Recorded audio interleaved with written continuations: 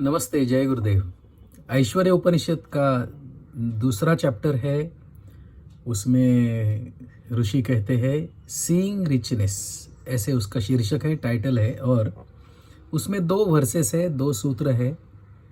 पहला है no one can be made rich और poor. No one can be made rich और poor. दूसरा सूत्र है richness is in seeing that there is richness. Richness is in seeing that there is richness. सूत्र है, seed form में है, तो डिकोड तो करना पड़ेगा, उसको ब्रेक करना पड़ेगा समझने के लिए। तो ब्रेकिंग एक तरीका है, स्प्राउटिंग दूसरा तरीका है।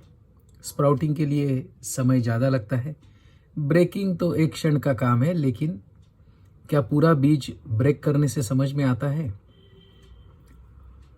तो पहली बात तो गुरुजी कह रहे हैं कि no one can be made rich और पुअर। इसका क्या मतलब है?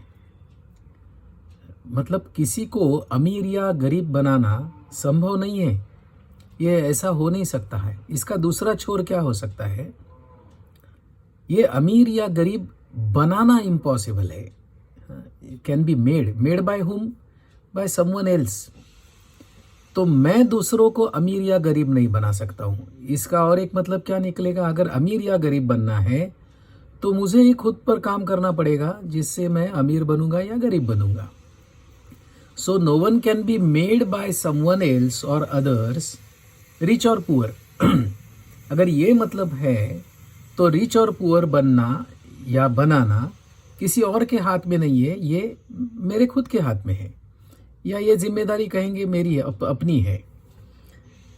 तो क्या मैं खुद को अमीर या गरीब बना सकता हूँ? तो ये समझ के लिए दूसरा सूत्र समझ में आए तो पहला सूत्र समझ में आ जाएगा। दूसरा सूत्र ये है कि richness is in seeing that there is richness. तो मुझे अगर ऐश्वर्य दिखता है, दिखाई पड़ता है ना, तो ही संभव है कि मैं रिच बनूं। तो यहाँ मतलब दृष्टि निर्माण होना, दृष्टि पैदा होना, क्या ये ज़रूरत है फॉर बिकमिंग अ रिच और पुअर? अगर मैं सब कुछ मिलने के बाद भी खुद को गरीब देखता हूँ तो मुझे कौन अमीर बना सकता है?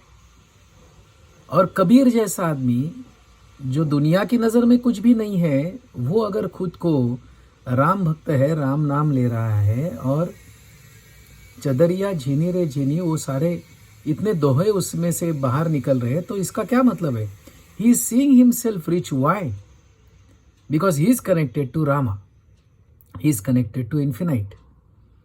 तो जिसका नाता इन्फिनाइट से है, जो इन्फिनाइट से जुड़ा हुआ है, कहे या ईश्वर से जुड़ा हुआ है, क्या वो गरीब हो सकता है? तो ये अमीरी और गरीबी, ये क्या मेरे पास बाहर की दुनिया में क्या है इस पर निर्भर करती है? कितने पैसे है, कितनी प्रॉपर्टी है, कितनी पावर है, क्या इससे कोई ये अमीरी या गरीबी का संबंध हो सकता है? तो no one can be made rich और poor means I cannot make you और someone else rich or poor. Similarly, you cannot make me rich or poor. ये एक एंगल हम समझ सकते हैं। अब सबसे इंपॉर्टेंट है सीइंग रिचनेस। तो रिचनेस कब दिखाई पड़ेगा? ऐसी क्या संभावनाएं हैं, ऐसी क्या परिस्थितियां हैं कि जब मुझे रिचनेस दिखाई पड़ सकता है? तो देखो, ऐश्वर्य मतलब ईश्वर का जिसमें अधिष्ठान है वो। धन ऐश्वर्य होगा कि नहीं, आई डाउट, क्योंकि धन की अपनी यूटिलिटी है। इष्टम धनम कहते हैं, जब जो ज़रूरी है उस समय वो धन है। तो धन और ऐश्वर्य ये बहुत नज़दीक के शब्द नहीं लगते हैं। और सबसे इम्पोर्टेंट क्या है? My ability to see the richness. तो जितना मेरे पास है ना, उस पर मेरा ध्यान ही नहीं है। अगर if I am not in a position to see my richness या रिचेस, तो ध्यान कहाँ जाएगा? ध्यान जाएगा जो मेरे पास नहीं है उस पर। और मेरे पास नहीं है, उस पर जब ध्यान जाता है तो उसे क्या पॉवर्टी कॉन्शियसनेस कहते हैं? या मेरे पास है, उस पर जब मेरा ध्यान जाता है तब उसे रिचनेस कहते हैं।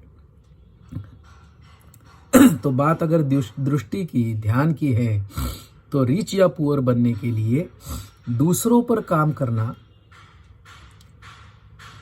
इसके बदले अगर मैं खुद पर काम करना शुरू करूं, और खुद कर काम करना है तो खुद के नज़दीक जाना पड़ेगा, खुद के अंदर उतरना पड़ेगा। और जैसे पहले ही सूत्र में गुरुजी कहते हैं कि richness starts from with in not with out, तो बेसिकली यहाँ विथ इन और विथ आउट ऐसा कुछ है?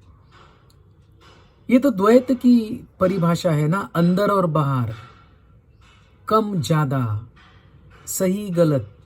जब अद्वैत की अनुभूति है, अद्वैत में जीना है, नॉन ड्युअलिटी को एक्सेप्ट करना है जैसे कि वैसे, तब क्या होती है अवस्था? क्या वो होलनेस है, वो कंप्लीटनेस है, वो रिचनेस है, वो परिपूर्णता है, वो ईशावास्य उपनिषद का अनुभव है? सो इशारे तो बहुत कर रहे हैं Guruji. Richness is in seeing that there is richness. तो मुझे रिचनेस दिखाई पड़े, दिखने लगे, इसके लिए क्या करना पड़ेगा? आप भी सोचना, आपका सत्य ढूंढना, और थोड़ा बारीकी से इस दोनों सूत्रों को अगर समझेंगे ना, या उस पर मेडिटेट करेंगे ना, तो शायद आप भी और हम सभी ये रिचनेस में जी सकते हैं, रिचनेस में जी सकते हैं। तो living in richness, living by richness, ये ऐश्वर्य उपनिषद के सूत्रों पर ध्यान करते हुए, कॉन्टेम्पलेट करते हुए पॉसिबल है। ये दूसरा चैप्टर था ऐश्वर्य उपनिषद का। देखते हैं आगे क्या छिपा है हमारे लिए, ऋषियों ने हमारे लिए क्या तैयार रखा है, जिसको सिर्फ हमें समझना है, अनुभव करना है और जीना है। धन्यवाद।